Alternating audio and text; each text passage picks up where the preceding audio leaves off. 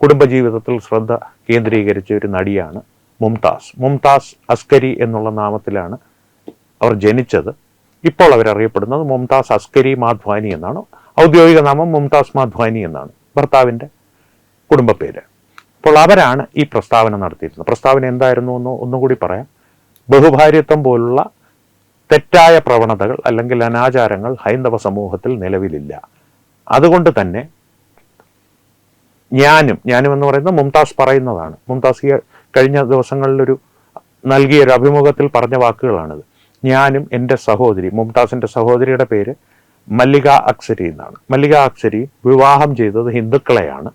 അതുകൊണ്ട് തന്നെ ഞങ്ങൾ ഇപ്പോഴും സന്തോഷമായി ജീവിക്കുന്നു. മുംതാസിന് ഇപ്പോൾ വയസ്സ് 78. അപ്പോൾ അത്തരത്തിലുള്ളൊരു പ്രസ്താവന മുംതാസ് നടത്തിയതിനെ സംബന്ധിച്ച് വിവിധ കോണുകളിൽ നിന്ന്, പ്രത്യേകിച്ച് മുസ്ലിം സമുദായത്തിൻ്റെ ഇടയിൽ നിന്ന് മുസ്ലിം പണ്ഡിതന്മാർ, ഇസ്ലാമിക മതത്തെ സംബന്ധിച്ച് പഠനങ്ങൾ നടത്തിയിട്ടുള്ള അല്ലെങ്കിൽ ഇസ്ലാമിൻ്റെ പണ്ഡിതർ എന്നറിയപ്പെടുന്ന ഒരു വിഭാഗത്തിൻ്റെ ഇടയിൽ കടുത്ത അനിഷ്ടമുണ്ടായിട്ടുണ്ട്.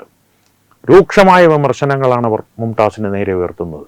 വിമർശനങ്ങളെന്ന് പറഞ്ഞു കഴിഞ്ഞാൽ ഭീഷണികളുടെ പരിധി ലംഘിക്കുന്ന അല്ലെങ്കിൽ ഭീഷണികളുടെ പരിധിയോളം എത്തുന്ന തരത്തിലുള്ള വിമർശനങ്ങൾ.